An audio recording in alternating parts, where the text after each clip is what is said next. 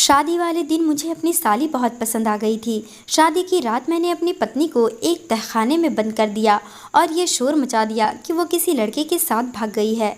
फिर अपने ससुराल वालों से कहा कि मेरी इज्जत का सवाल है, लोग जानेंगे तो मेरे ऊपर उंगलियां उठेगी कि इसकी पत्नी तो पहली रात को ही इसे छोड़कर चली गई। इसलिए आप मेरी शादी अपनी दूसरी बेटी से करवा दीजिए। मेरी शादी मेरी साली से करवा दी गई और मैं खुशी खुशी उसके कमरे में गया और जब घूंघट उठाया तो मेरे कदमों तले ज़मीन खिसक गई, क्योंकि वहाँ तो मैं दुबई में जॉब करता था। जब मैं कुछ दिनों के लिए घर आया तो मेरी माँ को मेरी शादी की फ़िक्र होने लगी। कुछ दिन बाद उन्होंने मेरी शादी अंजलि नाम की लड़की से तय कर दी है।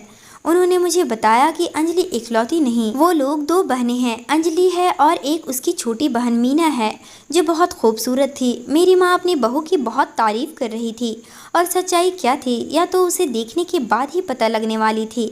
मेरी शादी बहुत जल्दबाजी में हो रही थी, इसलिए मुझे लड़की देखने का समय नहीं मिला। जब मैं दुबई में था तभी घर वालों ने लड़की को देख लिया था। मुझे अपनी माँ पापा पर पूरा विश्वास था कि ये मेरे लिए अच्छी लड़की ही पसंद करेंगे। दोनों घरों में शादी की तैयारियां ज़ोरों शोरों से चल रही थी। माँ ने मुझे लड़की का नंबर दिया और कहा कि तुमने लड़की नहीं देखी तो कोई बात नहीं, पर शादी से पहले अपनी होने वाली पत्नी से एक बार बात तो कर लो। माँ ने मुझे मेरी होने वाली पत्नी का नंबर दिया तो मैंने उस नंबर को संभाल कर रख लिया था। मैंने सोचा भले ही मेरी शादी जल्दबाजी में हो रही हो, पर मैं एक बार बात उससे ज़रूर करूँगा और शादी से पहले उसे मिलने को कहूँगा। मैंने अंजलि का नंबर ले तो लिया था। शादी की तैयारियां में मुझे वक्त नहीं मिला कि मैं उसे फ़ोन कर सकूं। मैं उसे ऐसे वक्त में फ़ोन करना चाहता था जब मेरे आसपास कोई ना हो, ताकि मैं सुकून से बात कर सकूं। लेकिन हर वक्त मेरे आसपास कोई ना कोई मौजूद ही होता था। मुझे ऐसा कोई वक्त नहीं मिल रहा था और शादी का दिन भी बहुत नज़दीक आ चुका था। अब मेरे शादी में 3 दिन ही बचे थे। मैंने सोचा चलो कोई बात नहीं, शादी से पहले नहीं मिल पाया तो क्या हुआ, अब शादी करके हमारे घर ही आ जाएगी, मिलने जुलने की क्या ज़रूरत। शादी जल्दबाजी में होने के कारण मैंने अंजलि की कोई फ़ोटो भी नहीं देखी थी। मैंने सब कुछ अपनी माँ पापा पर छोड़ दिया था और यही मेरी ज़िंदगी की सबसे बड़ी गलती थी। शादी से 3 दिन पहले मैं मार्केट गया हुआ था, तभी मेरा एक दोस्त मुझसे मिला। वह मुझसे पूछने लगा, सुना है कि शादी होने वाली है, भाभी की मुँह दिखाई के लिए गिफ्ट लेने आया है मार्केट। मैंने उसे कहा हाँ यार, और भी बहुत कुछ ख़रीदारी करनी है। अपने दोस्त की बात सुनकर मैं तो सोच में पड़ गया कि मुँह दिखाई के बारे में मैं तो सोचा ही नहीं। मुझे तो मेरी होने वाली पत्नी की पसंद नापसंद के बारे में तो बिल्कुल पता नहीं था कि उसे क्या पसंद होगा। मैंने सोचा मेरे पास तो अंजलि का नंबर है ही, क्यों ना उसको फ़ोन करता हूँ और पूछ लेता हूँ और इसी बहाने उससे बात भी हो जाएगी। मैं मार्केट में ही सड़क के किनारे खड़े होकर अंजलि का नंबर मिलाने लगा। मेरा दिल जोरों से धड़क रहा था कि ना जाने कौन उठाएगा। मेरे फ़ोन मिलाते ही मोबाइल की घंटी बजने की आवाज़ सुनाई दी। मैंने पीछे पलट कर देखा तो 2 लड़कियां एक साड़ी की दुकान के बाहर खड़ी होकर बातें कर रही थी। उनमें से एक लड़की के हाथ में मोबाइल गुनगुना रहा था। उसने फ़ोन रिसीव कर लिया और जैसे ही हेलो कहा मैं हैरान रह गया। उसके हेलो की आवाज़ मेरे फ़ोन में उभर रही थी। उन्हें देखते ही कदम पीछे हट गया और बात करने की कोशिश करने लगा। मैं बड़े गौर से उन दोनों लड़कियों को देख रहा था। उन दोनों ने मेरी तरफ नहीं देखा था और जिस लड़की ने फ़ोन उठाया था वो बहुत खूबसूरत थी। पहले ही नज़र में मेरा दिल उस पर फिदा हो गया था। मैं भगवान से प्रार्थना करने लगा कि यही मेरी होने वाली पत्नी हो। उस लड़की ने फ़ोन उठाते ही पूछा कि कौन बोल रहे हो, तो मैंने कहा कि मैं अनुराग बोल रहा हूँ। उसने मेरा नाम सुनते ही वो लड़की कुछ देर के लिए खामोश हो गई थी। उसने कहा मैं मीना हूँ। नाम सुनते ही मेरा दिल टूटकर चकनाचूर हो गया। उसने अपने साथ वाली लड़की से कुछ इशारों में बात की थी। वो शायद यह कह रही थी कि अंजलि दीदी, जीजू का फ़ोन है। मेरी नज़र उस पर पड़ा। वह तो मीना के आगे एकदम बदसूरत लग रही थी। उन लोगों ने आपस में इशारे से क्या बात की मुझे नहीं पता। मुझसे कहा कि अंजलि दीदी आपसे बाद में बात करेगी, क्योंकि हम अभी मार्केट आए हुए हैं। अगर आपको कोई ज़रूरी बात करनी है तो मुझे बता दें। मेरा दिल उस अंजलि को देखकर इस कदर टूटा था कि मैंने बिना कुछ कहे ही फ़ोन रख दिया और खामोशी से वहाँ से निकल गया। कुछ ही देर में मेरा फ़ोन दोबारा बजने लगा। मैंने देखा तो अंजलि का फ़ोन था, लेकिन मुझे मीना को देखने के बाद किसी से भी बात करने का मेरा मन नहीं कर रहा था। मैंने बुझे दिल से अपना फ़ोन स्विच ऑफ कर लिया। मैंने मुँह दिखाई के लिए कोई तोहफा नहीं खरीदा। मुझे समझ में नहीं आ रहा था कि आखिर मेरी माँ ने क्या देखकर मेरे लिए उसको पसंद किया है। जो खूबियाँ उन्होंने मुझे गिनवाएं वो सब की सब तो मुझे मीना में नज़र आई थी।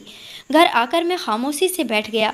मैं किसी से भी बात नहीं कर रहा था और ना ही कोई काम। शादी में सिर्फ 3 दिन ही बचे थे। मेरी खामोशी देखकर माँ ने मुझसे पूछा, क्या हुआ बेटा, तुम इतने शांति क्यों हो गए हो?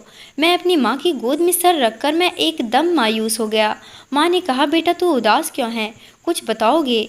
मैंने रोते हुए माँ को सारी बात बता दी कि माँ मुझे अंजलि नहीं उसकी छोटी बहन मीना पसंद है। माँ ने कहा, ये क्या कह रहे हो, और तुमने दोनों बहनों को कहाँ देखा है? मैंने माँ से कहा, आप सवाल छोड़िए, मैं इन सब सवालों का जवाब नहीं देना चाहता। अगर मैं ऐसा कह रहा हूँ तो ज़रूर कोई बात होगी, और मैं अंजलि से शादी करके मैं अपनी ज़िंदगी ख़राब नहीं करना चाहता हूँ, क्योंकि जो मुझे पसंद ना हो उसके साथ मैं सारी ज़िंदगी कैसे गुजार सकता हूँ? आप अंजलि के पापा को फ़ोन करके बता दें, अगर उन लोगों को मंजूर है तो लोग मेरी शादी मीना से करवा दे। मेरी बात सुनकर माँ बहुत परेशान हो गई। फिर भी उन्होंने हिम्मत जुटाते हुए अंजलि के पापा से यह बात की कि मेरे बेटी को अंजलि नहीं बल्कि आपकी छोटी बेटी मीना पसंद है। अगर आप लोग शादी के लिए हाँ करते हैं तो हम लोग बारात लेकर आएंगे, वरना ये शादी नहीं हो पाएगी। माँ के मुँह से यह बात सुनने के बाद मीना के पापा भी बहुत कश्मकश में पड़ गए, क्योंकि उन्होंने शादी की सारी तैयारी कर ली थी। माँ का फैसला सुनने के बाद उन्होंने कुछ वक्त मांगा और फिर दूसरे दिन फ़ोन किया और कहा, ठीक है, हम अपनी बेटी की शादी अपनी छोटी बेटी से कराने के लिए तैयार हैं। मीना से मेरी शादी हो जाएगी। यह सुनकर मेरी खुशी का ठिकाना ही न रहा। मैं खुशी के मारे उछल पड़ा, क्योंकि जो लड़की मुझसे फ़ोन पर बात कर रही थी वह बहुत ही खूबसूरत लगी थी। मैं उसे दिल दे बैठा था और मैंने सोच लिया था, अगर मेरी शादी होगी तो इसी से यही मेरी जीवन साथी बने। फिर दूसरे दिन हम मीना के घर बारात लेकर चले गए। हमारा बहुत ही अच्छे से स्वागत किया गया। मैं बहुत खुश था, क्योंकि जीवन साथी को लेकर जो मेरे मन में तस्वीर थी मीना बिल्कुल वैसी ही थी। शादी की रस्मों के लिए मुझे मंडप में लाया गया। मैं मीना को दुल्हन के जोड़े में देखने के लिए बेताब हो रहा था।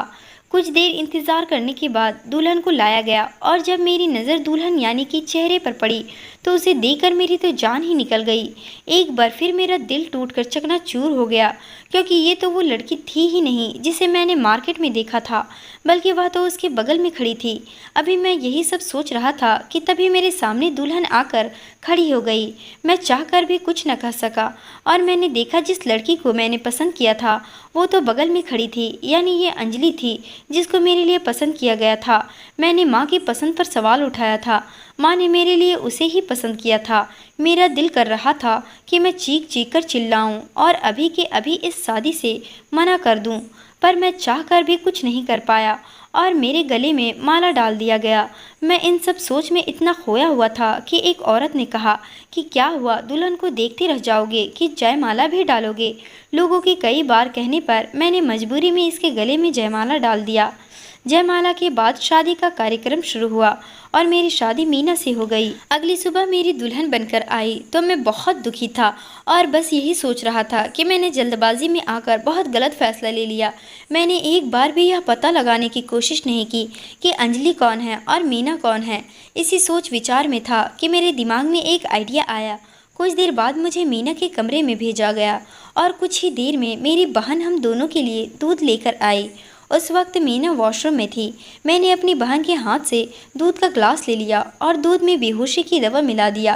कुछ देर में मीना वॉशरूम से निकल आई। वह बहुत खुश नज़र आ रही थी और उसके साथ अपनी पूरी ज़िंदगी बिताना मेरे लिए नामुमकिन था, इसलिए मजबूरी में आकर मुझे उसके साथ यह सब करना पड़ा।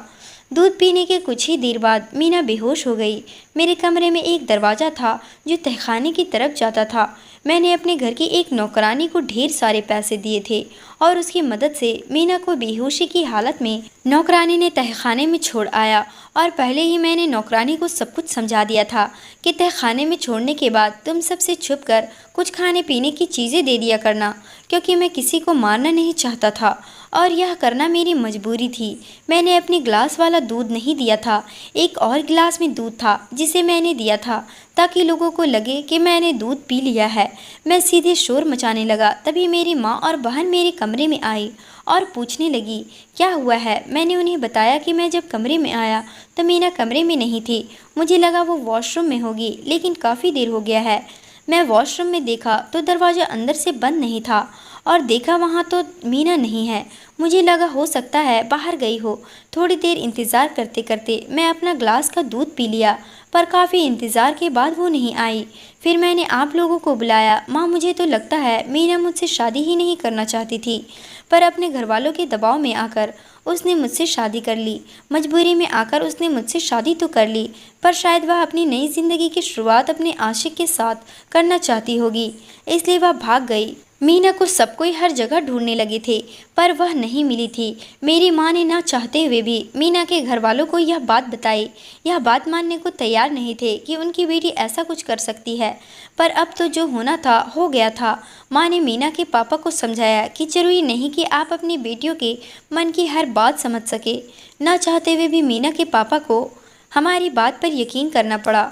मैं माँ से अपने तरीके से बात को कहने लगा। मैंने माँ से कहा, माँ, मैं अपने दोस्तों को क्या मुँह दिखाऊंगा कि शादी की पहली रात को ही मेरी पत्नी मुझे छोड़कर भाग गई। मेरे सारे रिश्तेदार और दोस्त हमारा मजाक बनाएंगे। मीना के पापा से कहो कि वह अपनी बड़ी बेटी अंजलि से मेरी शादी करवा दे।